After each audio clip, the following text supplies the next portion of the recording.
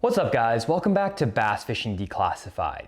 In this video, we're gonna have 3 different anglers share their best tips for fall squarebill crankbait fishing in 3 different regions of the country. Let's get into it. This time of year in the northern part of the country, we have a lot of fish spread out all over the place. They are in straight fall transition from summer to wintering areas. Therefore, you have fish spread out everywhere, but we do have falling water temperatures. And when you have falling water temperatures, oftentimes you'll have a lot of fish that move tight to cover, whether it's your rock or your wood or your docks, because those hard objects absorb sunlight, therefore producing heat, and the bass are going to be drawn to that. So if you can have a bait that you can cover water with, as well as deflect off objects, you're probably got a good shot at getting bit. And there's not too many better baits than a squarebill to generate those types of strikes. It's a relatively weedless bait that deflects off wood and rock better than almost any other bait, and therefore for this time of year, a squarebill is an excellent choice. Anytime you're dealing with your crankbaits, your retrieve is going to be very important. It's extremely valuable to the angler to make sure that you change up the cadence of your retrieve. Go from fast to slow, add stops in, try to deflect off baits. All of that will help you generate more strikes. A couple of my favorite retrieves is just a standard stop and go, but I do it at varying speeds, meaning I might reel fast, stop it, might reel slow, stop it. I'll vary it up the whole way. I'm expecting most of my strikes to come as soon as I stop the bait. The other retrieve style I really like that works well during cold front periods is a sweep retrieve, where I'll sweep the rod about 6 feet, stop it, I'll reel my slack in. While I'm reeling my slack in, the bait rises to the surface, and then I pull it again. It's a very slow retrieve that allows my bait really to slither down on the bottom. It generates strikes from fish that are in a lethargic mood, that have their bellies resting on the bottom, that aren't really looking to feed, but if you keep it in front of their face long enough, a lot of times they're gonna eat it. So those are 2 good retrieves that work for me. And an additional tip, guys, if you're looking to separate your bait a little bit more from some of the other squarebills that are being used in your area, don't be afraid to throw a feathered treble hook onto the rear hook of the crankbait. What that will do is give the fish something to key in on. So when they strike your bait, a lot of times they'll get the whole hook in their mouth.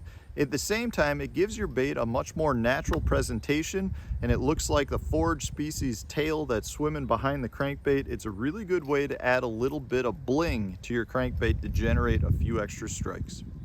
Okay, let's talk about squarebill crankbait fishing in the Ozark Lakes region. And actually, what I'm going to tell you here, guys, will work on any highland impoundment that is set up similar to Ozark Lakes, because some of the Ozark lakes we have around here, like Bull Shoals and Table Rock, are also very similar to some of the lakes like in eastern Tennessee, like Lake Cumberland, Lake Cherokee, so you can duplicate this in those lakes as well. A couple different things about this. The first thing that you have to determine is what type of cover the fish are on with the squarebills in September. Usually and traditionally in the Highland Reservoir, September is marked by lower water levels. The water, it's pretty dry in fall usually. Water levels are starting to go down, and normally you're dealing with, water levels anywhere between 1 foot to 5 feet below normal. In this situation, what I'm looking for specifically is rock or wood. It doesn't have to have a combination, but it's one of the 2 structures. The first thing I do is I like to parallel steep banks on rocky banks. The steeper, like a 45-degree angle or steeper, and I get my boat parallel to those steep banks and make long casts, and I try to focus on that 2 to 4 foot zone, making sure that bait is hitting the rocks and bouncing off of rocks. And for the wood cover, I'm looking for the flatter banks. Flatter banks that have isolated laydowns, maybe some docks, maybe some stumps, something along those lines. In order for that to work, you need to be in off-colored water on your lake. So I'm looking and I'm hunting up the river arms, the areas where I can get, that water visibility down there between sort of like that 10 inches to 20 inches zone right there. Ideally for squarebill crankbaits, I like about 10 to 12 inches of visibility. I find that is the optimum for September fishing. Most of the time I'm throwing it on like a 7-foot medium action bait cast rod. A lot of times I use that Mega Bass Oroshi 110 model. which has got a fairly medium soft tip, which is necessary on a squarebill. I'm fishing it usually on anywhere between 12 to 20 pound test Seaguar and Vizex fluorocarbon line. The line size is dependent upon how deep I want to get the bait. If I'm fishing it around lay down logs and that type of stuff, I may go to 20 pound test. If I'm trying to parallel the banks with it, I maybe drop down to 12 or 15 to get more depth out of it. And one little tip that I can give you guys that'll help you guys catch a lot more fish on a squarebill in September is you've got to fish it fast with a stop and go retrieve. Don't just throw it out there and reel it back in. I like to burn it, not burn it like as fast as you can reel the handle, but fish it fairly fast and constantly reel and stop, reel and stop. That stop and go retrieve is going to be a really big trigger, especially when you're fishing around those rocks with that. Also, another thing to remember is color is a big deal too. You need to adjust your color of the bait you're using to the sky conditions and to the water clarity conditions. Just experiment between shad and perch patterns until you hit on the one that the fish really want that day. So give it a try, guys. A great way to catch bass in September. It's one that stood the test of time. It's been around for 40 years and it will continue to do so. So good luck. For my squarebill tip, I'm gonna throw you guys a little bit of a curveball. Instead of throwing your standard 1.5 size squarebill crankbait that a lot of anglers throw, I like to upsize to Magnum squarebill crankbaits in the fall. This is the Strike King KVD 8.0 squarebill. If we compare it to the KVD 1.5, it is a lot bigger bait. The reason I throw this big squarebill is because I'm trying to imitate gizzard shad in the fall. Gizzard shad are a type of shad that grow between 5 to 10 inches long. And if you can find gizzard shad on your lake in the fall, you're gonna find big bass. Now, not every lake across the country is going to have big gizzard shad, so that makes this bait pretty situational. But some of the lakes that pop to mind that have big gizzards in them is Grand Lake in Oklahoma, any lake on the Tennessee River like Pickwick Lake or Gunnersville, or lakes on the East Coast in North Carolina like Falls Lake or Jordan Lake over in the Raleigh area. Basically, if your lake has 5 to 10 inch gizzard shad, those bass are going to want to target on a bigger bait like this Magnum Squarebill. Now, this bait is pretty big, so you're going to want to fish this in conditions when the bass are actively feeding. That means you're either going to want some strong winds, let's say 10+ mph winds, or some heavy current flow on your lake. In the fall, we'll get a lot of rain, and either the current will flow into the backs of creeks, or the dams on your lake are going to generate current, and it's going to get those big gizzard shad active, and they'll eat this Magnum Squarebill. This isn't the best bait when you have slick, calm conditions, sunny skies. You need those active feeding conditions to get these fish to bite.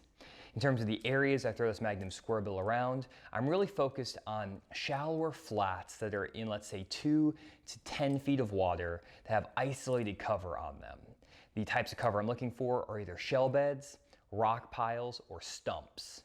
This bait doesn't come through brush super well, but it will deflect off stumps, rocks, and shell really, really well. If you guys want more information about how to fish shell beds, we actually made a great video over on the Fish the Moment channel recently explaining how to find shell beds and how to fish them. So check out that video, it's a great one. And shell beds are in a lot more lakes than you'd expect, and they're also a key player for me in the fall. In terms of my equipment with this Magnum Squarebill, I like to throw it on a pretty heavy duty rod because this bait is a pretty heavy bait. I'll throw it here on my Denali Lithium Pro 7'10" extra heavy power, moderate action Magnum Crankbait Rod. I'll link this rod down in the description and all the baits I'm talking about here. And basically, I like this rod because it handles a 1 ounce to 2.5 ounce bait really well, casts the bait a mile, it's 7'10" long, so I can bomb this thing out there, and when I hook a fish, I can actually get it into the boat very easily with those bigger treble hooks. I'll pair that with 14 to 16 pound FC Sniper fluorocarbon line from Sunline, and I'll throw that on either a 5-to-1 or a 6:3-to-1 gear ratio reel. Really doesn't matter that much to me. 6-to-1 gear ratio reel is probably preferred, but I have a 5-to-1 on here right now. This is just an Abu Garcia max winch reel I found at Walmart a few years back. And this KVD 8.0 is not the only Squarebill, Magnum Squarebill I throw. This is probably the most affordable and the best to get started, but honestly, the top performer for me when I really get on a good bite like this is the Megabass Big M 2.0 crankbait. Now this thing is pretty pricey, so I wouldn't recommend this to everybody who's just getting started with this technique, the KVD crankbait is from Strike King is a little bit more affordable, but this Big M 2.0 crankbait has a lot bigger profile even than that Strike King. That bigger profile just means I'm imitating the bigger gizzard shad even better. This is 5 inches in length, and it really gets bit when you get around the right fish. You're not gonna get a ton of bites on this in a day, but when you do, they're going to absolutely crush it. It dives 5 to 6 feet on this setup, and again, it's imitating those big gizzards. You wanna fish around those offshore flats on isolated cover, and if you can get the right conditions, get the bait fish, get the big bass in the area, you're gonna load the boat in the fall on these Magnum Squarebills. And that's it for this video, guys. Hopefully you enjoyed this new channel and this new type of content from the Bass Fishing Declassified team. Hopefully you guys enjoyed. Leave a comment down below if you like this style of video. We're gonna be putting out more content like this into the future. So give us any suggestions you have on the topics we can talk about, the different regions we can cover, everything like that. And we'll definitely make sure to get that content to you guys very soon. Thanks again for checking out the video. We'll see you all in the next one.